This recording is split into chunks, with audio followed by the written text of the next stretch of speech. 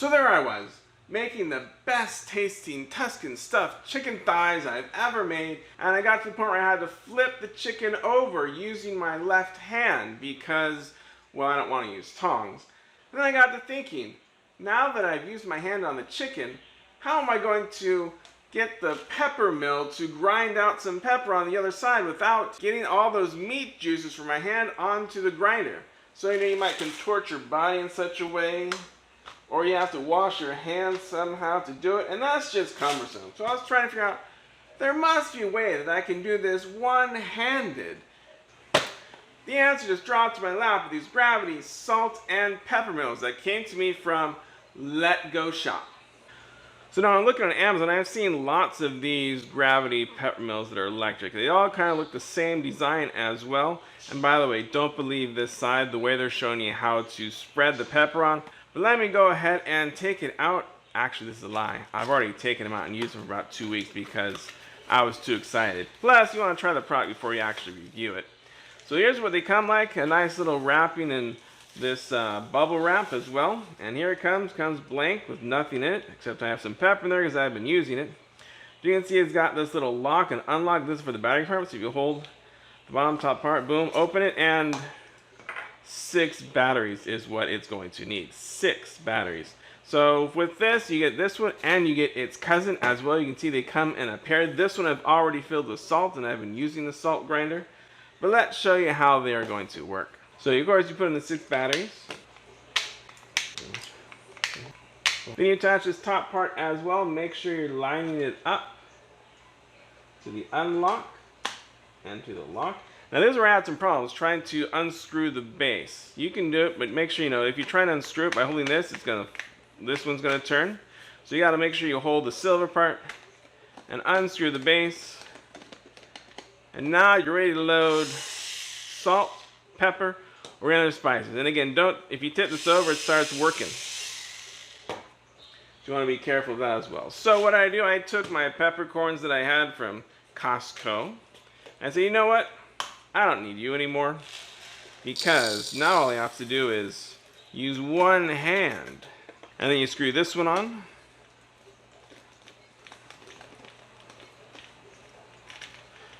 And now you're ready to go. So it has a top dial here. This is what's going to control your coarseness. So you can see right now, I have it all the way to the right. So now I'm going to lefty-loosey it and see how coarse I can make it go. And I'm wondering, is it going to stop me, or is it going to let me unscrew the thing entirely? Let's find out.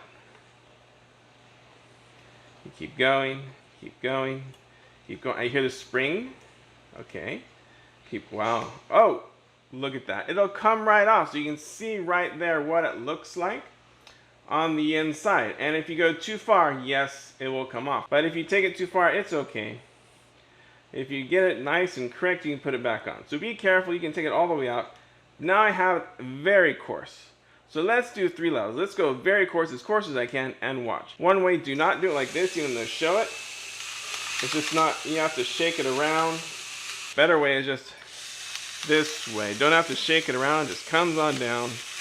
Make the blue light parallel to what you're going on. That's the coarse grind. Let's put the coarse grind over here. Now let's go into maybe a medium grind, somewhere in the middle. See how well it does on those. And these are ceramic, so that's why you can use salt and pepper as well. Salt and pepper both work.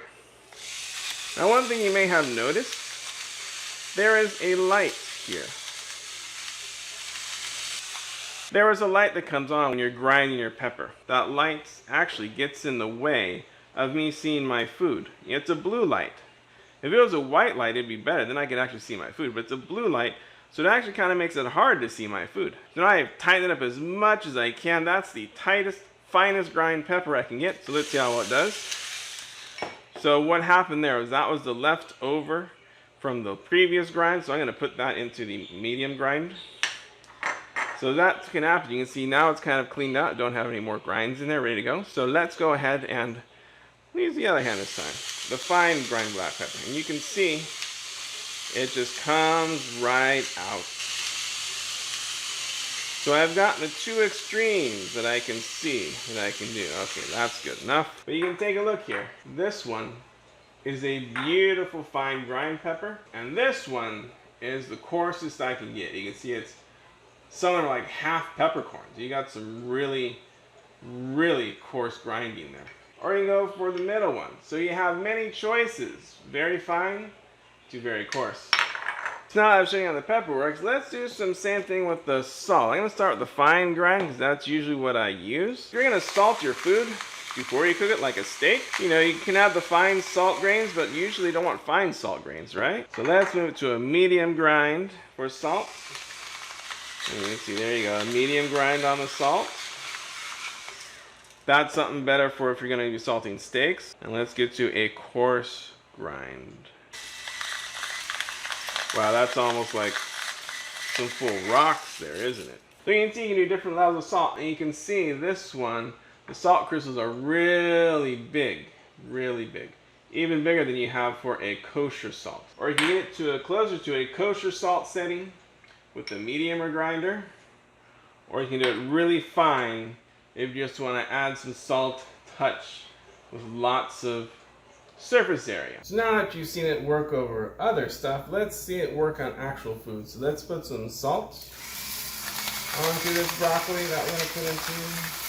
Nice, quick, and easy. There it goes. That's about the right amount of salt. So let's try to shake it. And the pepper. I like a nice fine grind of pepper. And does a really good job of making really fine grind without use another hand or twisting your pepper mill. Let's see how these do on beef. You can see that blue color doesn't really help. Who's ever going to season their steaks in the dark? Now let's get some nice chunky salt.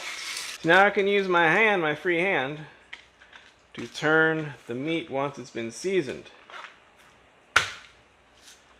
and not get the other one dirty. To get your own set, click on the link in the description below. There we go, a nice amount of seasoning. And do the steak. And there it goes. The blue light's kind of interfering because I can see better the steaks over here without the blue light than I do over here with the blue light. So let's see how much is on there.